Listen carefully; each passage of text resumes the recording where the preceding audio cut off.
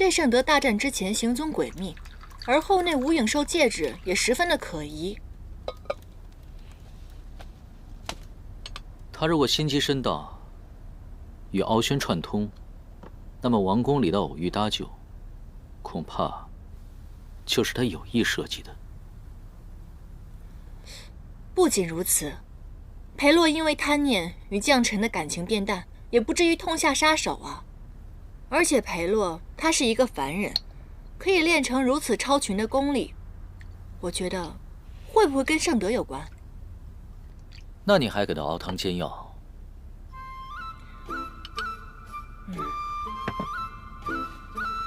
我只是怀疑，没有实证。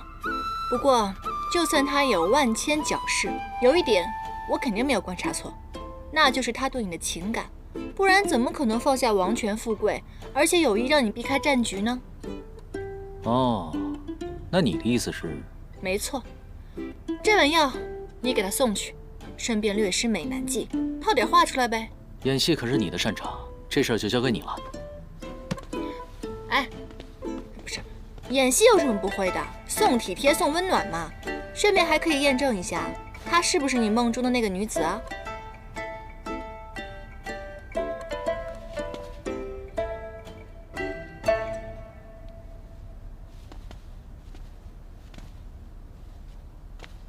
你干嘛？干嘛？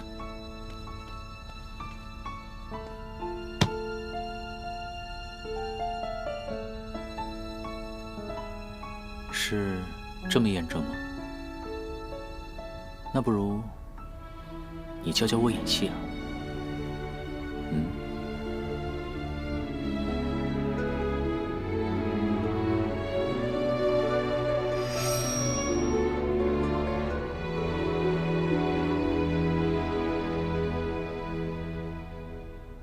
啊！你有病啊！哎，开个玩笑嘛。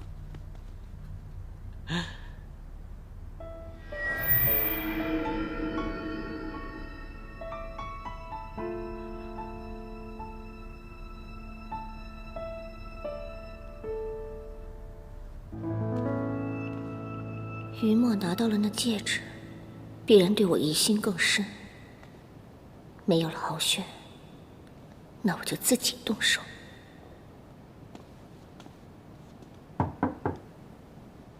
圣德姑娘，银檀姑娘给你调配了安神汤，我放你门口了。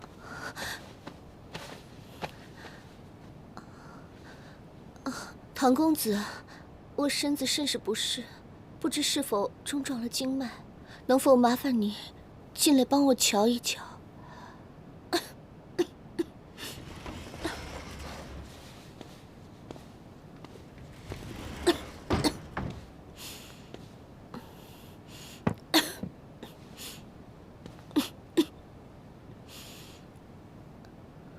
你这几日并未用过术法，应该不是气脉相冲之症。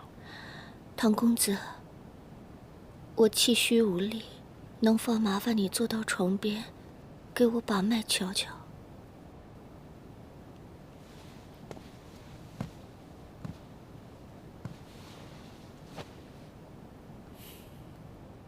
公子，可否坐得再近一些？那你有别，把手腕伸出来即可。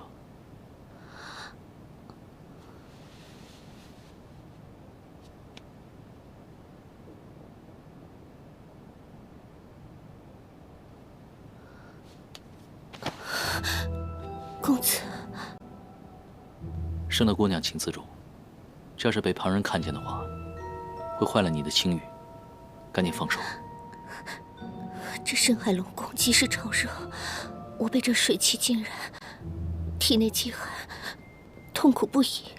圣德姑娘，请放手。圣德真的好冷，求公子给圣德暖暖。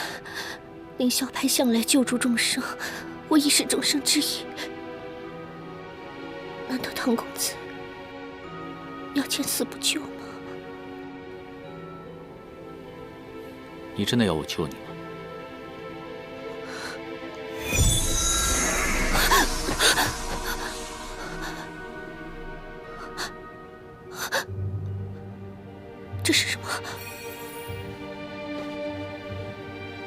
你不是要我救你吗？这便是救你之法。我说了对你无益，你非要痴缠不休，甚至自轻自贱。这是忘痴咒，这7日你脸上会长出很多黑斑。愿你对镜悔过，莫再纠缠。公子，我心悦你，满心都是愿你安好，难道这也有错吗？我为了救你，10年功力注入月剑膏，而你甚至连碰都没有碰一下。为了不让敖轩向天界告罪于你，我险些被他杀死。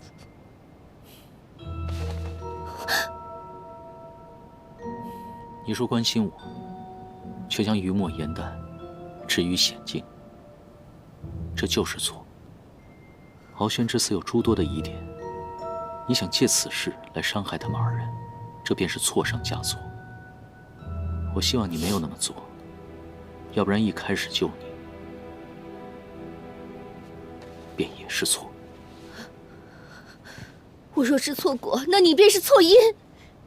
你知道我满手肮脏不堪，可这一切都是为了你。你嫌疑破损，若不尽快找回其他神器，1年之内必然仙力爆体，魂飞魄散。这世间唯有一人知道医治之法，那便是我。亦唯有一人可以以命为药，那便是颜淡。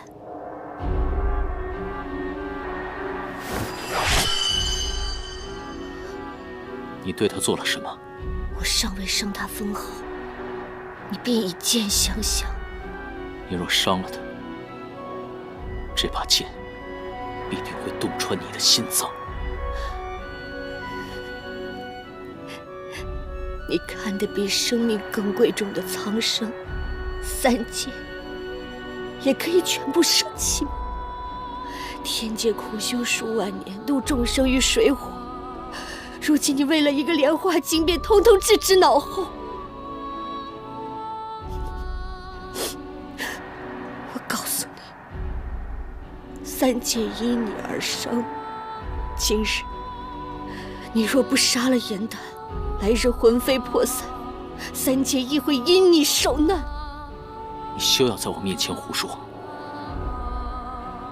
我也不是为了颜淡。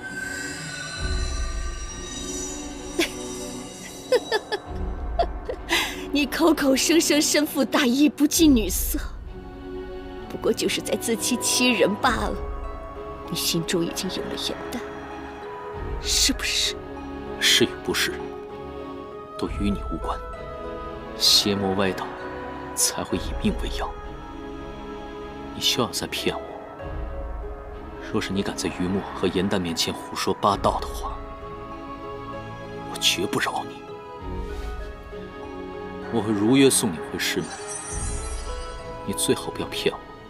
若回师门之后发现你言行不一，我这把剑除了杀妖之外，也能杀尽恶人。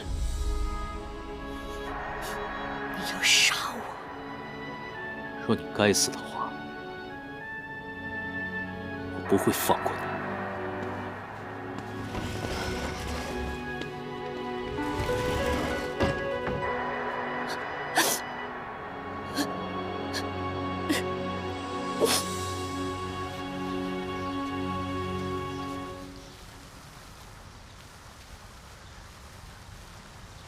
我都想好了，日后我若考取仙阶，升为上仙，我要做天医馆之首，再也不用仰人鼻息。美的你！哎，樱桃，你呢？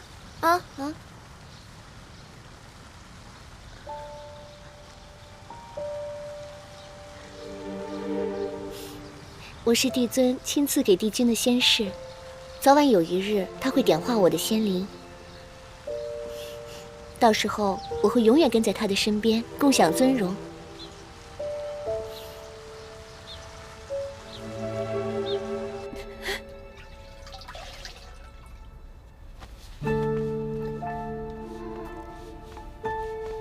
你怎么干活的？啊？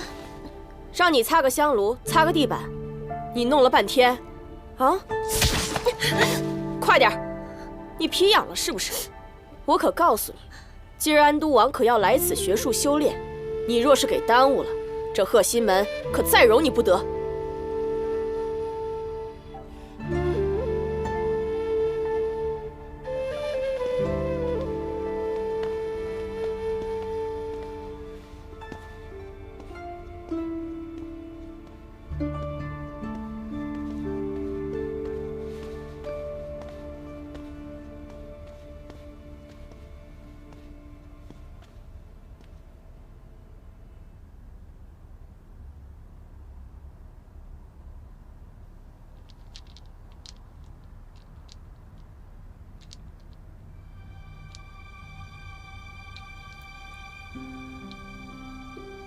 为你，我蒙受奇耻大辱，苦苦忍耐，终成一人之下，万人之上。我只有一个期望，就是与下凡历难的你重逢。王宫相遇的那刻，我多么欢喜！我为你筹谋、思虑，换来的却是你以剑相指，以命胁迫。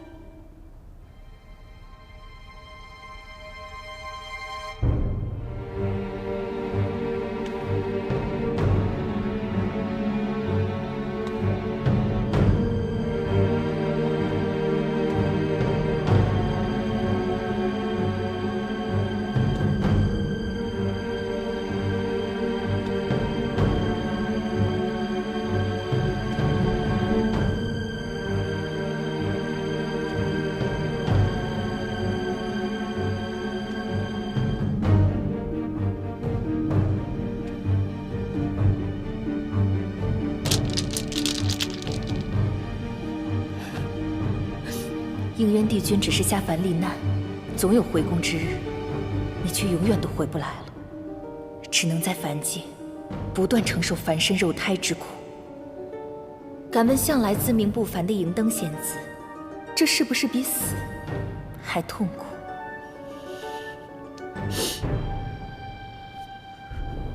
这一次，我一定不会让你像在天界一般，为了个颜丹受尽苦痛。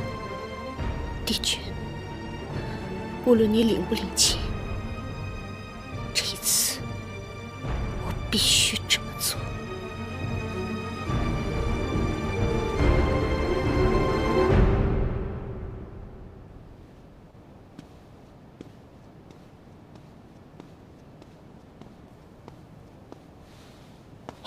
尊家，尊家，殿下，尊家救我南海于水火，此恩无以为报。南海物理贫乏，没什么拿得出手的妙策法器。此珠灿若星辰，乃我南海至宝，望尊家笑纳。此事多亏了于墨筹谋，才击败了敖轩，唐州不敢居功。此物如此贵重，还请殿下收回。殿下，唐某确实有事想请教一下。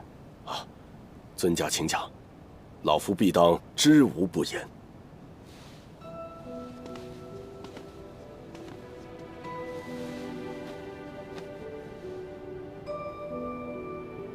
殿下，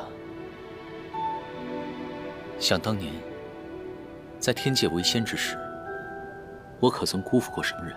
唉，尊家乃慈心天下之人，且向来规行矩步，所行所为，只有恩慈帮扶，怎会负于人呢？若是无关苍生呢？从我记事起，梦中总会见到一个女子的背影。她伤心欲绝地跳下了桥，而每次当我醒来之时，我便心痛不止，满怀愧疚。或许，这是从前的记忆。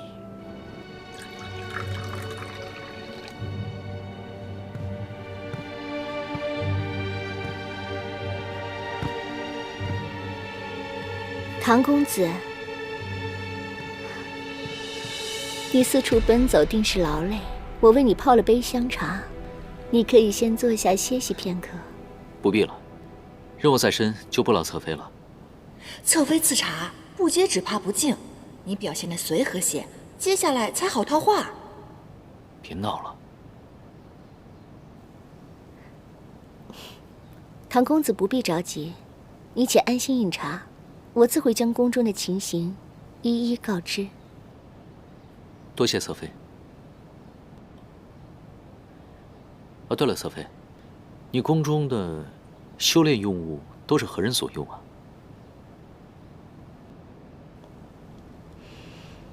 殿下酷爱修行之术，在巡游中与我结识，便将我强行纳为了侧妃。此后，他便常让我做一些修炼用物、灵文符咒与他使用。方才公子所见的净身符便是其中之一。不过，至于殿下为何要此物，又用作何处，那我便不知了。这个裴洛，表面上对将臣一往情深，背后却强抢民女。看来我们猜的没错，他就是狡言违行，这背后一定另有阴谋。那他所用的净身符，可否与我一看？同为术士，自该相助。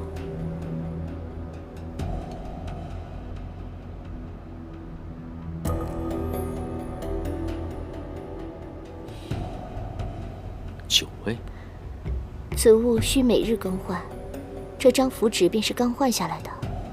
如若9位身中，定是每日悬挂于9阁之中。多谢侧妃解惑，我先行告退。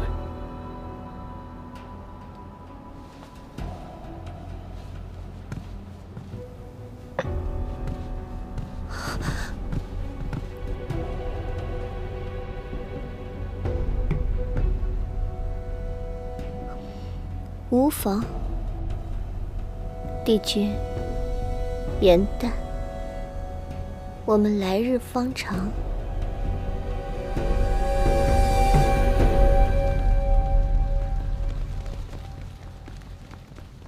殿下，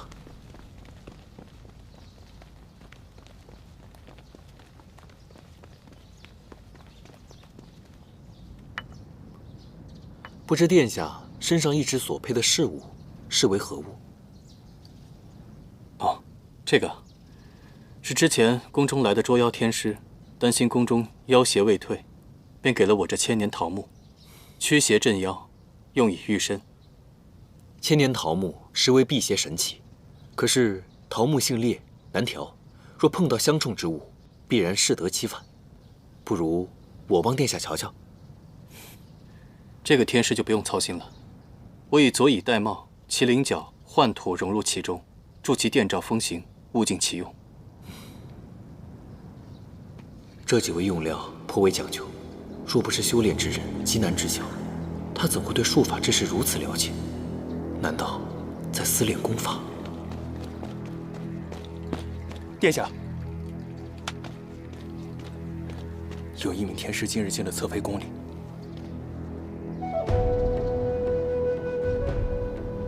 我还有些政务要处理，天师先自饮吧。殿下请便。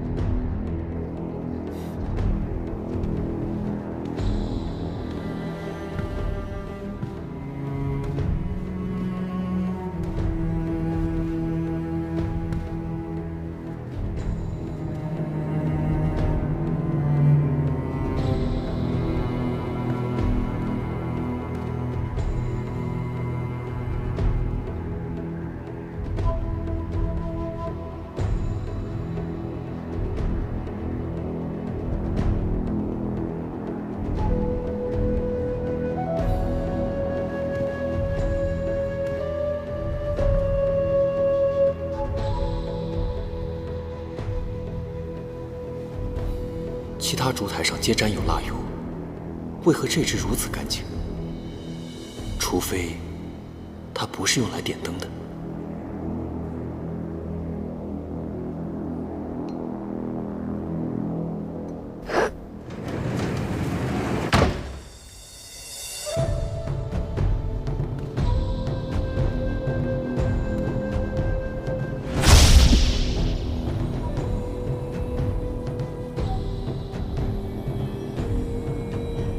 此处灵力聚集，定是裴洛修炼之所。可惜镇妖符在此，唯有唐州能破，便宜这小子了。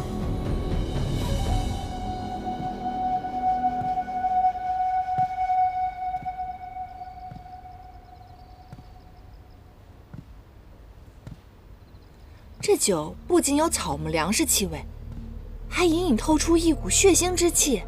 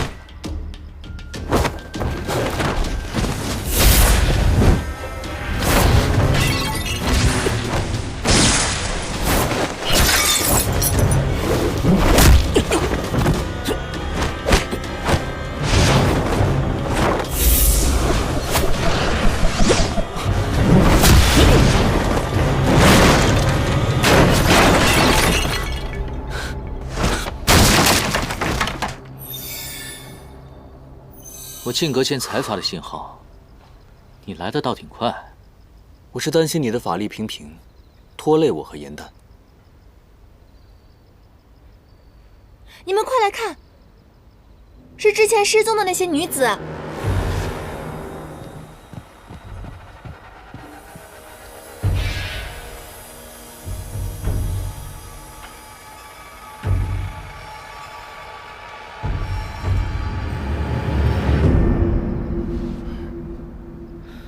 这些女子是被割喉放血而死，看来并非是妖邪所致，而是人祸。难怪那小子跑得那么快。放心吧，我已经在他身上设了追踪符。哦，那还不快追！哦。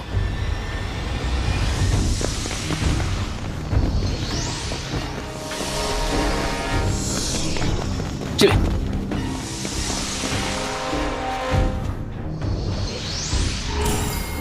追踪符已破，他发现了。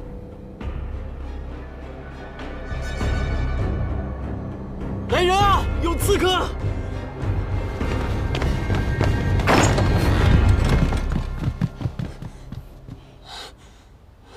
有刺客，刺客往那边跑了，快追！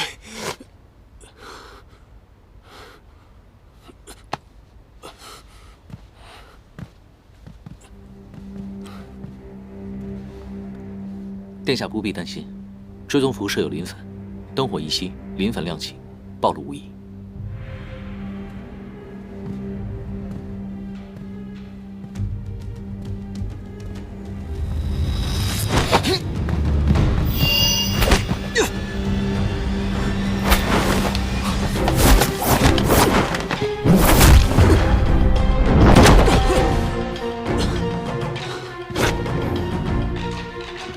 你果然在私练功法。你诈我！你虽为人，为祸之身却远胜妖魔，居然还以桃木符傍身，真是讽刺。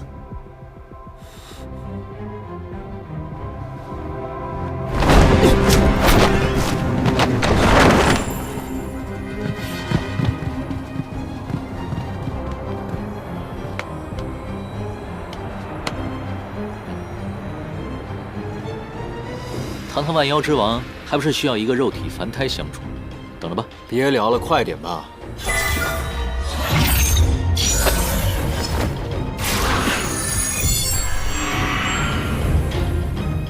哇，谢了。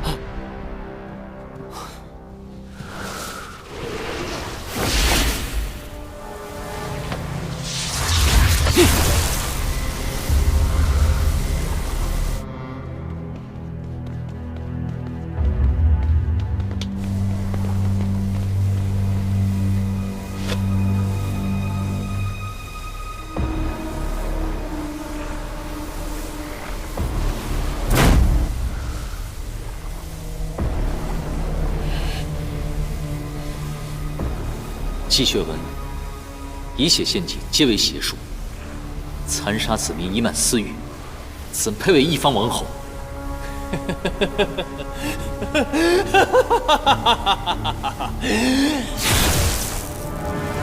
若有我，天下作甚念，有何要紧？若无我，又何来天下？你为了一己私念，屠戮生灵，陷害挚爱，居然还想把罪名赖在我们的妖的头上！你们身为天师，却携带妖物，道貌岸然，也敢智慧本王？哎，你可是整件事情的始作俑者，可别说把他打回真身这件事与你无关啊！我与此花有何干系？多说无益。今日我身上这纹路，怕是要多加几道了。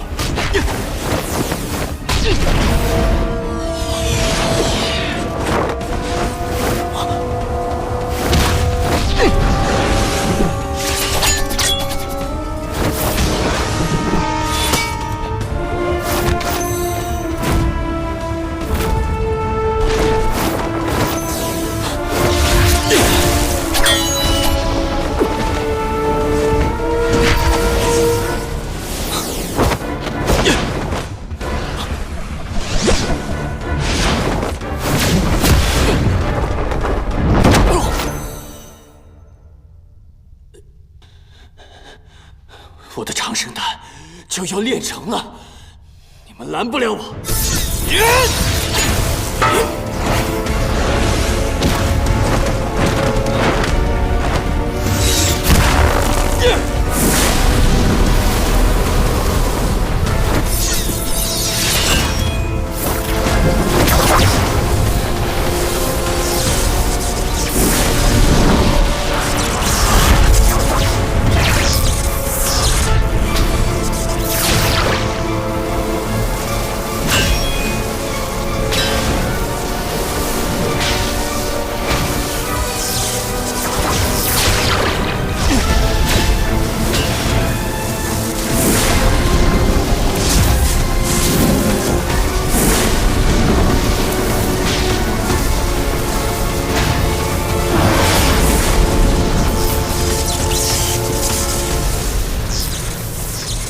唐昭，你的不离锁对花有用吗？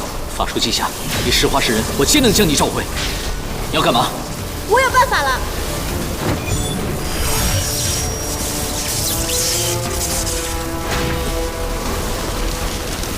林丹，快走啊！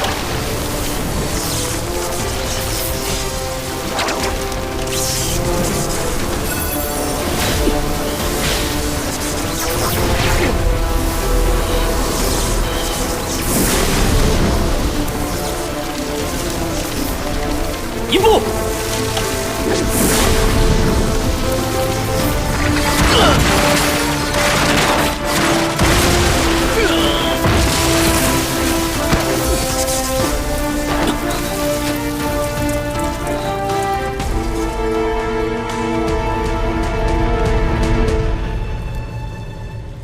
严大，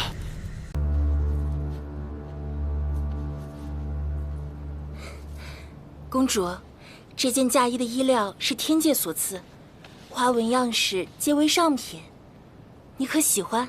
过于华贵，还是换了吧。我倒是觉得此件甚好。父王。哎呀，父王，您来了怎么不告诉女儿一声？想看看穿嫁衣的你。哎呀，想来只见你机灵骑射、英姿飒爽之貌，却未曾见过这副打扮。公主要来了。你病了？怎未听你提起啊？父王，其实我……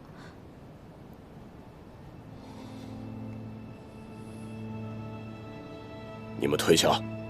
是。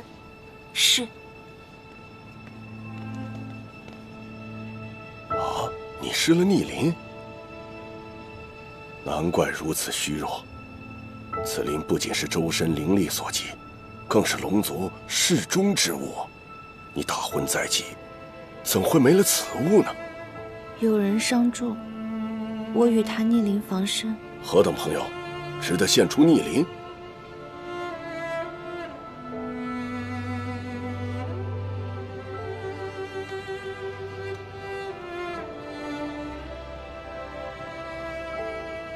幻心灵但凡遥想，便生裂纹。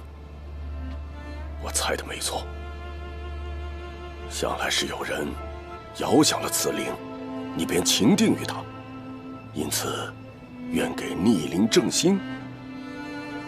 既如此，你又何必答应与东海的婚事呢？女儿与那人有缘无分，只能以朋友的身份相处。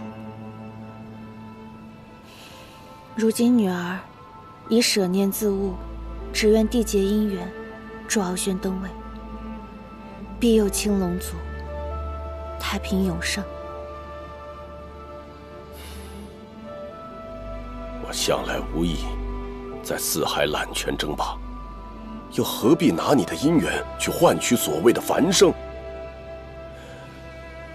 为父心中唯有你幸福安康最重要。告诉我，你那心上人是谁？我派人前去探问他的心意，绝不让你错失良配。父王，这桩姻缘并非是女儿一人之事。敖轩为人心狠手辣，东海残暴，若你去寻了此人，那人必定会面临追杀之危，还会连累到整个南海。父王，女儿已认清自己的命运，还请父王莫要因为我得罪东海，增加无谓的杀戮了。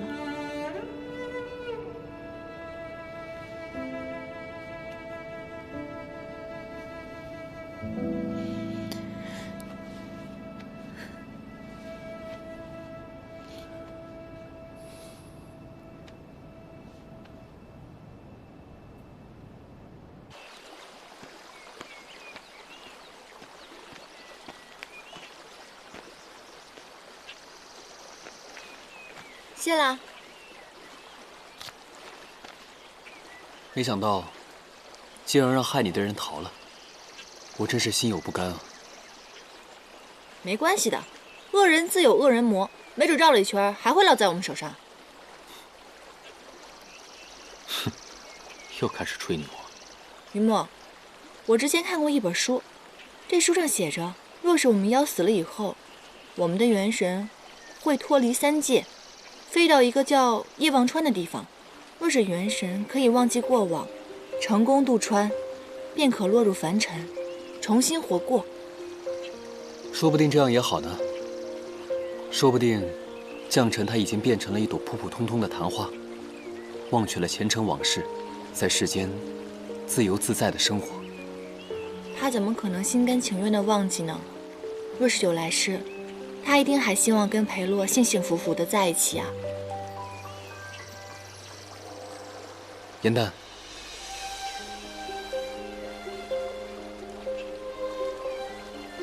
没事。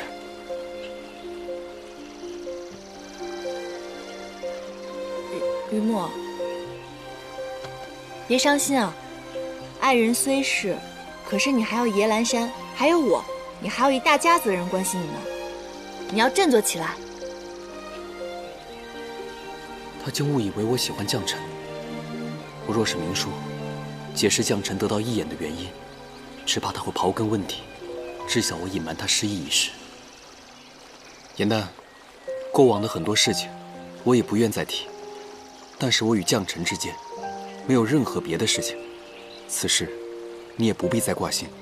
好，好，好，不提不提，我再也不提了。圣德说，他学过卜算之法，可以看到人的过往当下。要不要让他帮你看看？也许你的良缘正在来的路上呢。凡人修炼，怎可能通过往当下？他究竟是何人？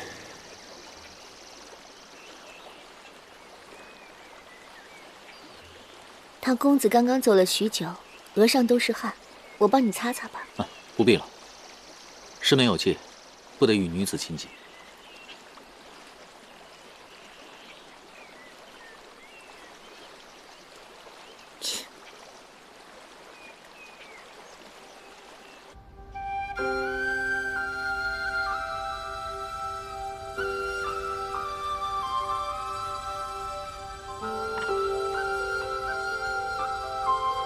裴洛半生受疾厄所缠，痊愈之后，却依然没有满足，不惜杀人炼丹，还害死了自己爱的人。这就是人世间五毒之贪了吧？而将臣痴心相附，舍身护佑，最终却换来了一个离心的结局。可见，人事都转，七情历练，人最终还是要更爱自己的。我要把这些全都记下来，为以后排演。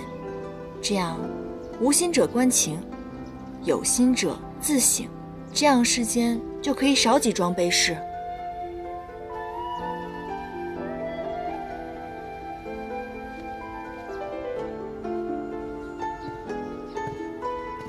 元旦，哎，盛德，我做了一些小菜，你尝尝看。哇，这些美食好漂亮啊，我从未见过。盛德，你真是心灵手巧。你尝尝看。这些菜都是天界做法，你前世今往自然没见过，只是一些家常小菜罢了。你要是喜欢，以后我每日都做与你吃。这味道，我怎么感觉在梦中好像尝过似的？你喜欢就好，多吃一点。嗯。元旦，我初来乍到，与谁都不亲熟，心中实在是寂寞。唐公子救我于危难，我却不知他有甚喜好，难以还报，实在是很焦心。我只能来请教你。嗨，真的，他这个人吧，喜欢整人、翻规、欺负弱妖。别看他表面温文尔雅，内心非常的黑暗。上一次他就开始整，这些似乎都是一些寻常小事。你可知他有什么特别的喜好？特别的喜好？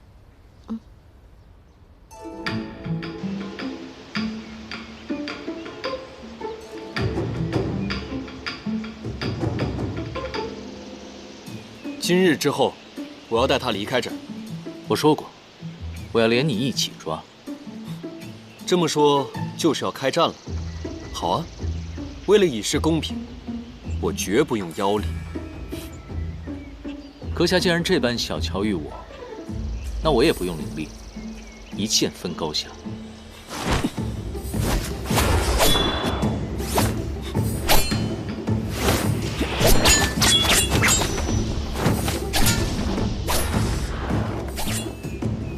哼，据我多日观察，果然没错。唐州此人性情执拗，爱好打架斗殴，什么事情都要分一个你对我错。你看，这不就开始了？唐公子比武习剑，乃上进之举，我倒觉得颇有魅力。这难道就是情人眼里出西施？果然爱情让人麻木。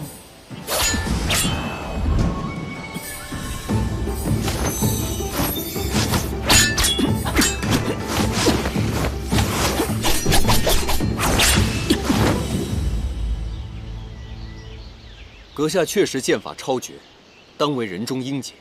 可是为何偏偏不懂得自重，招惹自己不该惹的？难不成想自毁前程？阁下智勇双全，确为妖中王者。但我凌霄派向来以除恶为己任，你，我抓定了。妖中自有好坏，我们严兰山更懂得如何区分惩恶扬善。可是万派之宗，却不分青红皂白，抓捕屠杀，如何服众？驱邪扶正，乃我派宗旨。然，天下生灵皆有善恶之分，我自当恪守教诲，健身明志。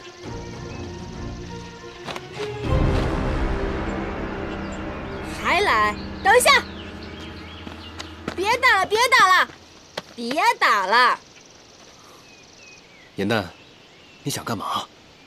你想干嘛？你，万妖之王，野兰山山主。你呢？堂堂未来凌霄派的掌门人，这说出去都是有头有脸、威震一方的人物，而如今却在这里酣战、争强斗勇，这传出去我都嫌丢人，好吗？他竟然是凌霄派未来的掌门，此派掌门向来灭情绝爱，那他……不过我已经想到了一个万全之策，既然你们两个难舍难分，不如以后我们便一同行动，如何？唐周他身上有顽疾，需要集齐4大神器才能救他的命，不如我们本着仁义之心帮他一把。当然了，你呢？作为回报，你日后若成为掌门人，不可以随意进犯我们野兰山，如何？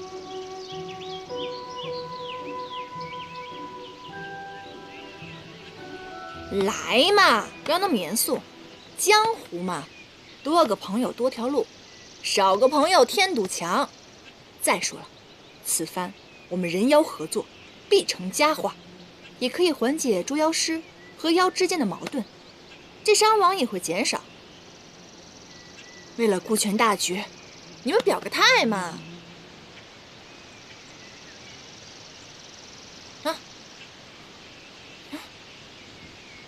好，绝不祸害凡间。必定善恶昭彰。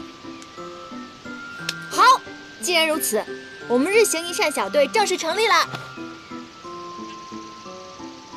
哎，现在大家都是伙伴了，你天天拿那个布里锁拴着我也不是个事儿啊。你不如帮我给他卸了，也算是博一个合作的彩头嘛。来嘛！化干戈为玉帛，以证你的诚心。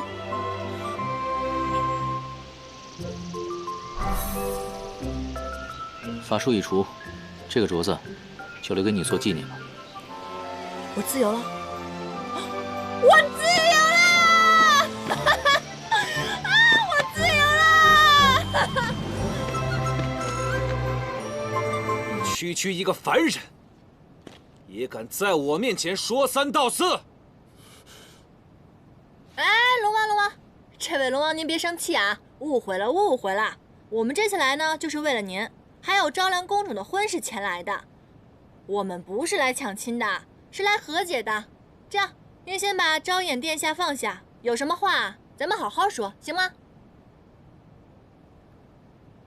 又是你，无知小人！你要杀的人是我，与众人无关。玉墨哥哥。可以，只要你于墨自废灵体，然后跪下来向我求饶，我就放了他。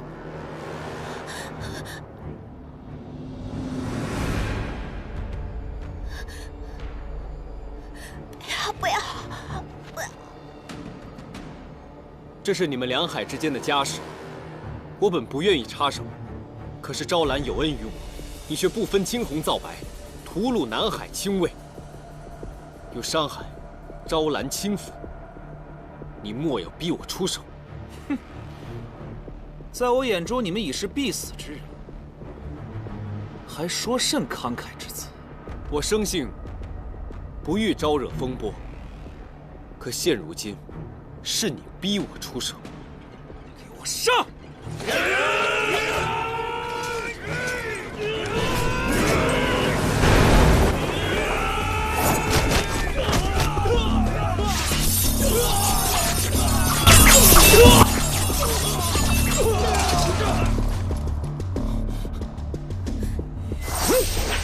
小心！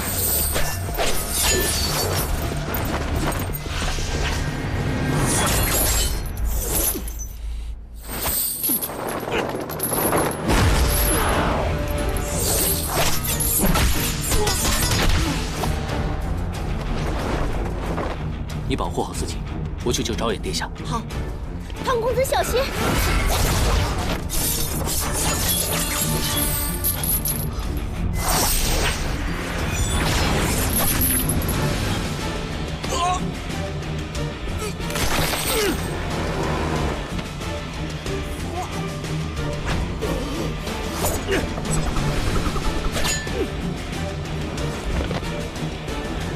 我来。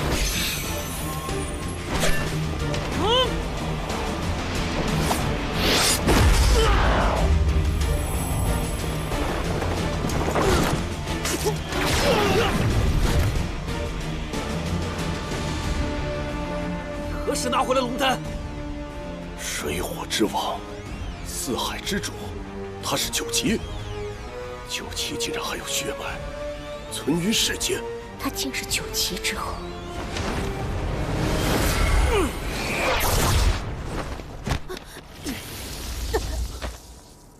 赵兰，不，昭衍，我再给你最后一次机会。3日之后，我与昭兰于东海大婚，到时候你只需带着于墨的人头作为贺礼，你便还是南海龙王。若无这份贺礼，吉日一过，我大军攻入，你南海青龙族必将不复存在。赵兰，女儿。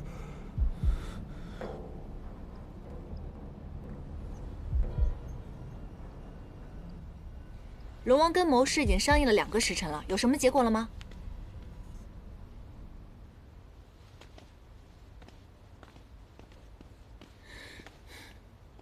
这个龙王不会真听了敖轩所言，砍了我们的头去当贺礼吧？还有你啊，于墨，你是九旗这事儿怎么没早告诉我呢？我只是不知该如何开口，并非刻意隐瞒。哎，我不是计较这个，我生气的是，早知道你不是黑鱼，我天天炖鱼汤喝了。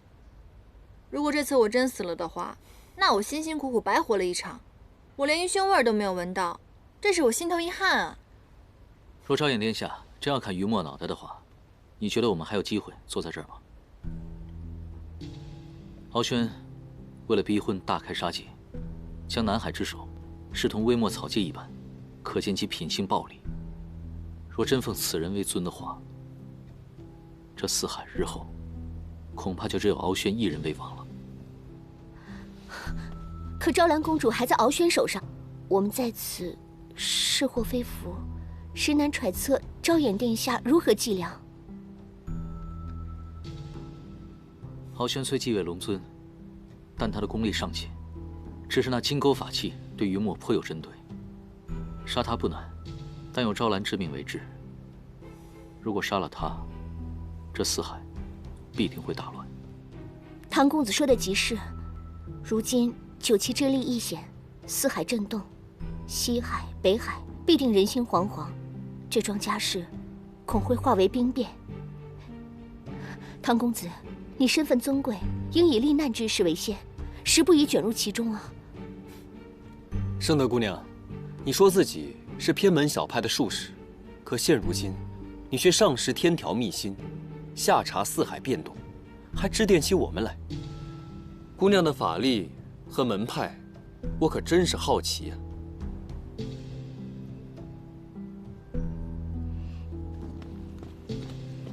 于公子，龙王殿下急召。于公子不必心急，眼下之事解决完，诸位送我回到师门后，届时一切疑惑自会水落石出。我等着。哎呀，好了好了，圣德姑娘也是担心唐州嘛，一番好意了。龙王殿下还等着我们呢，咱们赶紧过去吧。走。殿下有命，此事从密，请于墨公子一人入室相依。放心吧。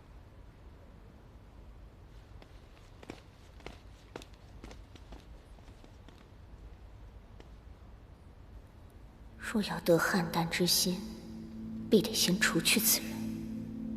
以我的功力杀不了他，须得找个帮手。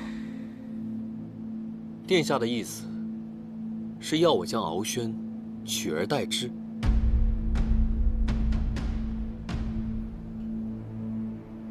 敖轩虽为四海龙王之首，但自从其代父执政以来，刚愎自用，横征暴敛。继位之后，更是变本加厉。今日之辱，如若让步，来日之南海，未来之公主殿下，这会是滔天之祸呀！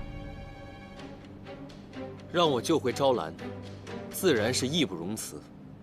可要我以九旗的身份带兵起义，此事绝不可能。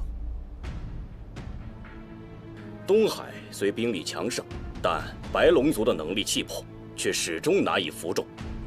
如今九旗重现，只需振臂一呼，其余三海必能团结一气，推翻敖轩的暴政。是，九旗是水族子民心中的英雄。没错，唯有九旗可以使其余的龙族诚心信服。正是。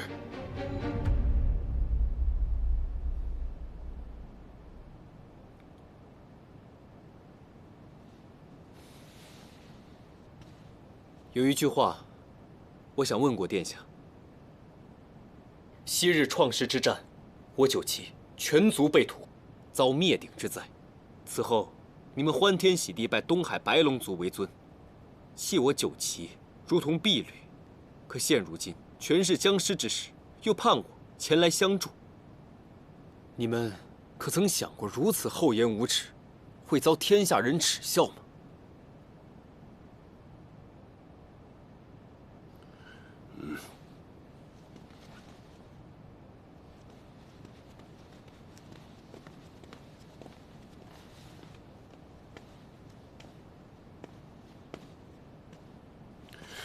殿下，殿下不必如此。我不爱权势，亦不信权势。此生最大的心愿，便是护一方净土，受心爱之人余生。除此之外，别无他想。殿下若长跪不起，我的初衷也绝不会变。殿下，此跪不为恳求，只因愧悔。因果报应，终有这么一遭。雨墨，如我告诉你，昔日九旗灭族是他人陷害所致，你本该就是四海之主，他们本该就是你的子民，这方净土，你要不要护？昔日龙族支援军正是上任东海龙王率领，他不仅未加支援，反而趁九旗战敌力竭之时追杀驱赶，令九旗误入修罗族陷阱，全军覆没。之后，他上走天界，顺理成章成为水族之首。罪证应该在东海龙宫。只要我们推翻敖轩，取得证据，九旗灭族真相便可水落石出。你已是名正言顺的四海之主。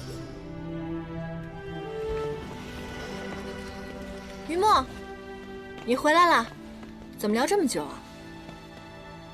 我看你脖子没事儿，难不成龙王想让你当上门女婿？哎，怎么了？你没事吧？有莲青在我身侧，实乃一生之幸。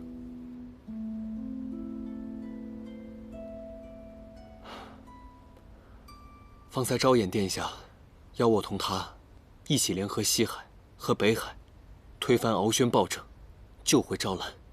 我即刻便要前往西海。我同你一起去。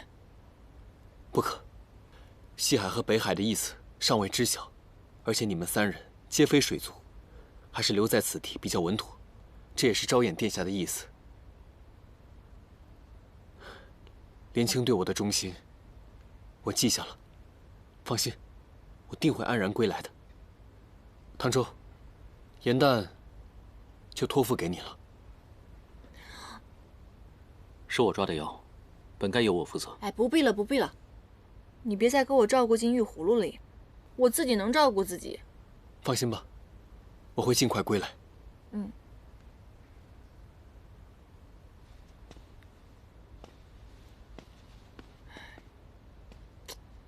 你说于墨去一趟西海，会不会又拐回一个西海公主啊？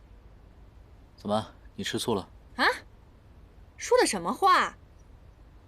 我们全延来山上下都希望我们山主早日走出情伤，娶一个山主夫人呢。我当然要事事留心了。若是真有点苗头，我得赶紧回去通知百灵，让他准备聘礼。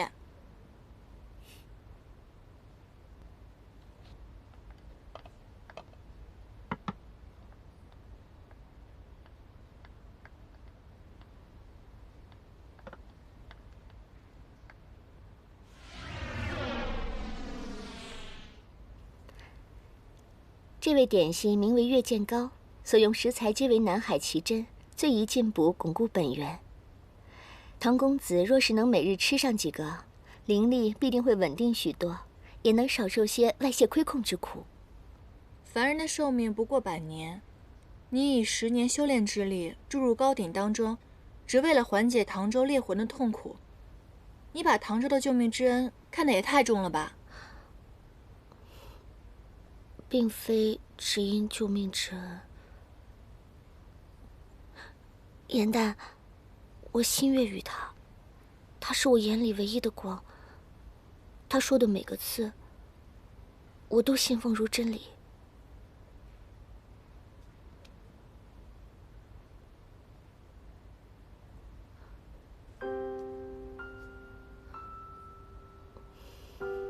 你为何这副样子？难道你也心悦于他？怎么可能？我连七情六欲到底是什么，都还不太清楚呢。可是你们2个不是才刚刚认识的吗？我不是说过，我能看见人的过往当下吗？以前我们在天界为仙时，我与他厮守了一世，这是生生世世注定的缘分。难道爱真的是命中注定的吗？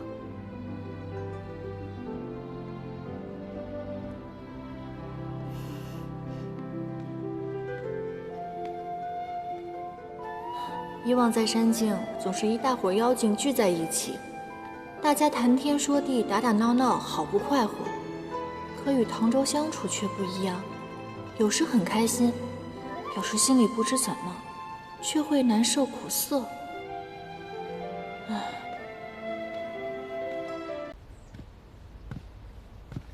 大师兄，大师兄，你怎么来了？哦，秦启他们被派去筹备掌门的寿典了，下午暂且休课，我特来通知师弟。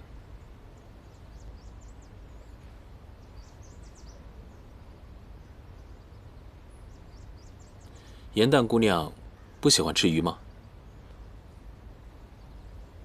啊，昨夜我见你喜食螃蟹，不若午后我们去后山西涧捉螃蟹吧。我们凌霄派虽然吃食清简，但山中风光甚好，正好可以游玩游玩。好啊好啊！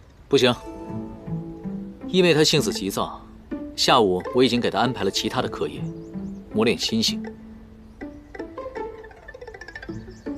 义兄，你这是限制我人身自由了。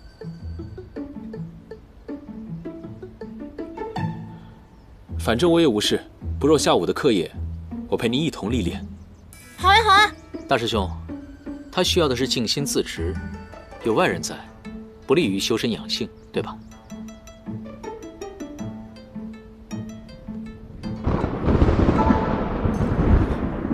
不好，书还在外面。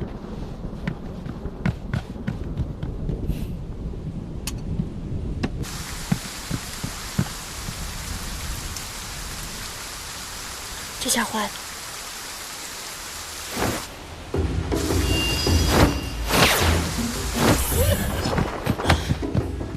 再着急也要小心一些，你终样还是书中。多谢义兄接着我，不然又要闯祸了。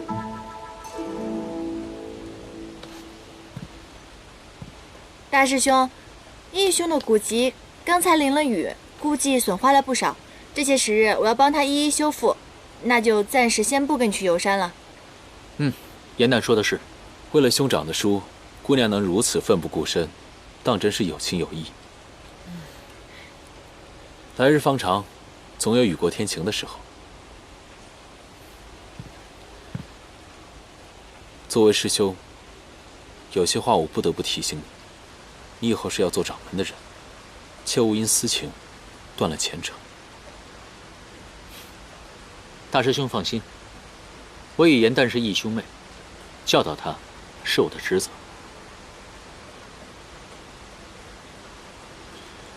这样的话，那就不打扰你们了。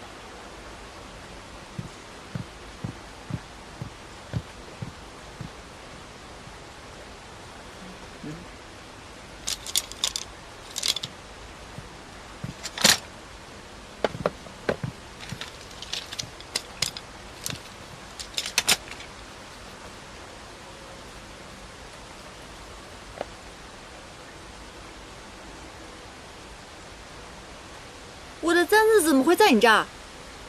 你从哪儿偷的？谁偷你东西了？这是我师父留给我的纪念。你师父？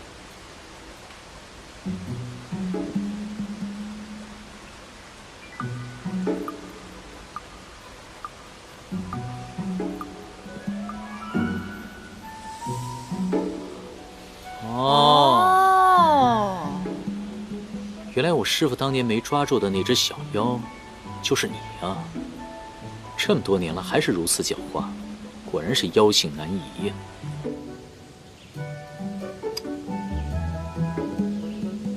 哼，这小妖，妖力不济，脑子倒挺灵光。原来那个让我给鱼陪葬的老头是你师父啊！果然是上梁不正下梁歪，都是胡搅蛮缠、不辨善恶的人。你完蛋了！你完蛋了！我要让所有人都看清楚你小人的真实面目！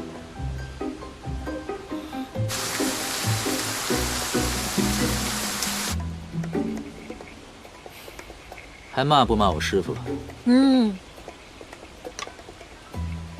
还要让凌霄派人尽皆知吗？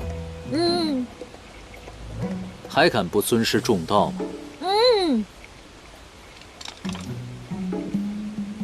是不是很想让我解开你的禁言咒啊？你想得美！这就是你污蔑我、诋毁我的惩罚。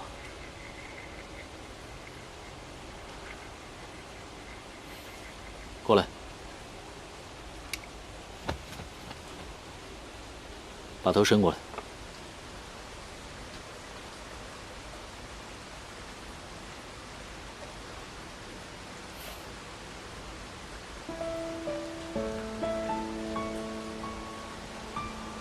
这个簪子我留着也没什么用，你带着吧。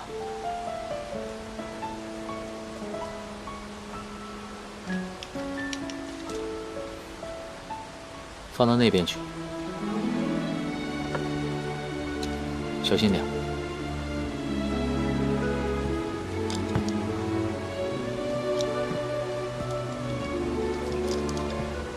睡眠咒，气运指尖，力贯全身。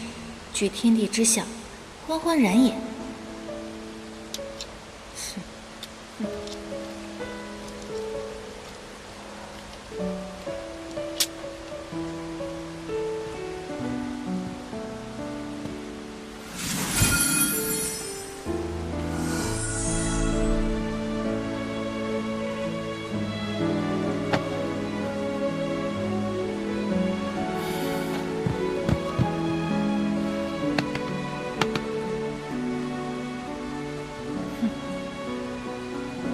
私藏我东西，还敢让我闭嘴？哼，这下栽到我手上了吧？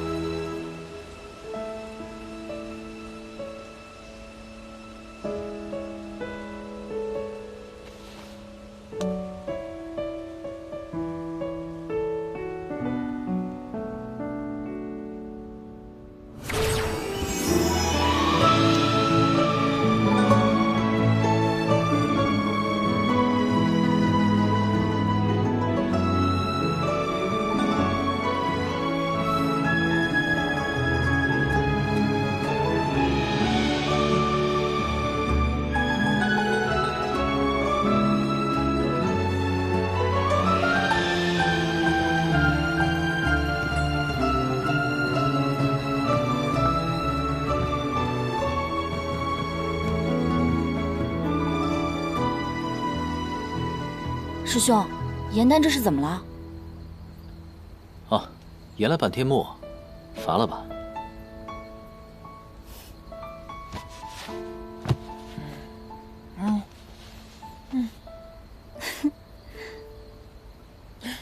对了，师妹，所来何事啊？今日是1年1度的中元节，按照门规，我们应该上山守夜镇妖。我已经准备好了各种各样的小吃和宵夜了，这不来叫你们一起呢。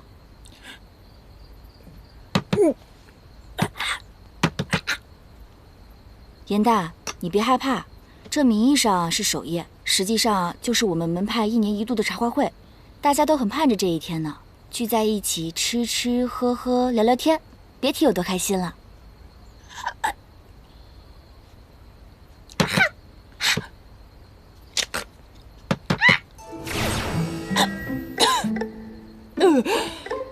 憋死我了，终于能说话了，什么情况？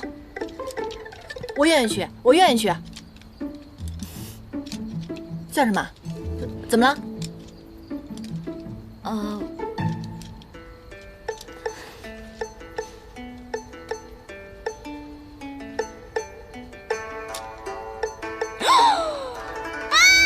唐周，我要跟你同归于尽！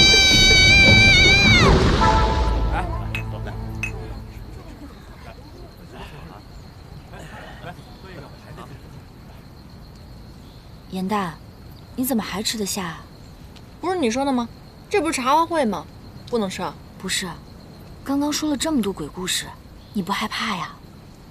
说实话，你们刚才讲那些鬼故事，真的比我在画本里看到的逊色多了。哦，你那么有本事，来说一个听听，我也想尝尝害怕的滋味。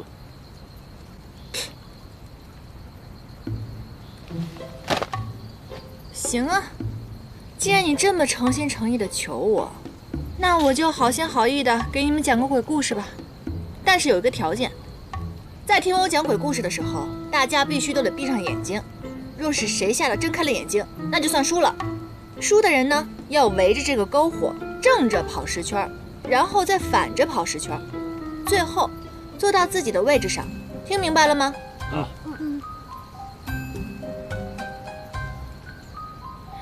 行，那大家把眼睛闭上吧。闭上。我开始了啊。说着从前呐，有一只修炼了1000年的蛇妖，爱上了一个道士。这个道士表面跟他情投意合，其实是想把他的妖缘拿出来炼丹。最后，那个蛇妖被爱冲昏了头脑，对道士毫无防备。就在两人拜天地的时候，道士趁其不备，偷取了他的妖缘，并且将他推下了悬崖。你怎么抢别人的话说啊？这个故事呢，我很早以前就听说过了，所以提前宣告一下你的失败。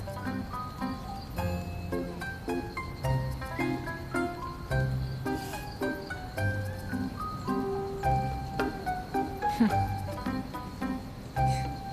行啊，既然义兄涉猎这么广泛，不如你也讲一个，让义妹我尝尝害怕的滋味啊。没问题啊。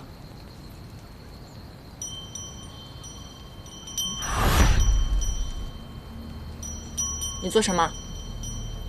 严大，你别害怕，那个是降妖堂发出来的声音。师兄们每次云游回来，都会把捉到的小妖送入降妖堂关押。这堂内啊是机关重重，堂外呢又布下了锁妖阵，所以会时不时发出铃声。哦，怎么害怕了？谁怕了？那就乖乖的把眼睛闭上。闭就闭。听好了啊。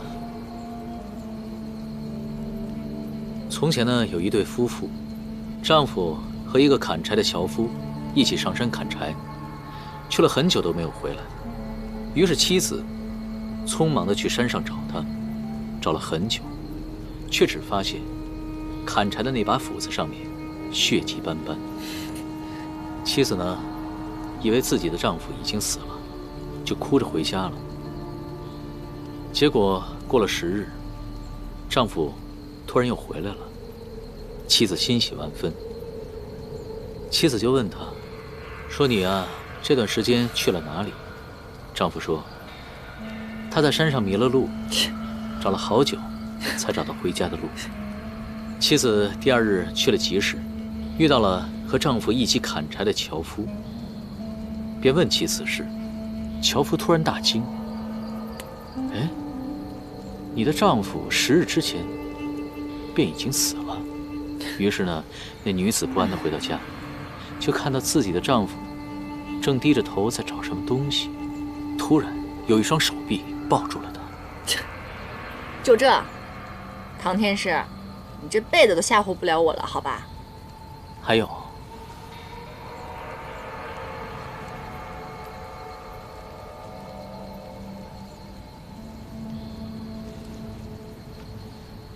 夫人，我的头不知道丢到哪里去了。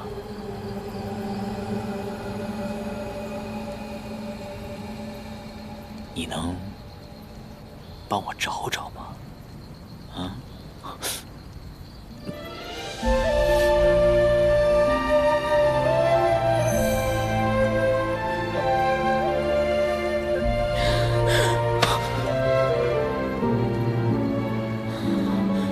我这是怎么了？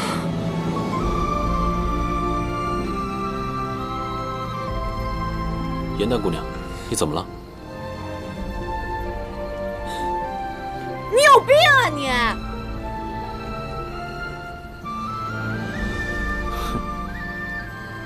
你不是说我这辈子都吓不着你吗？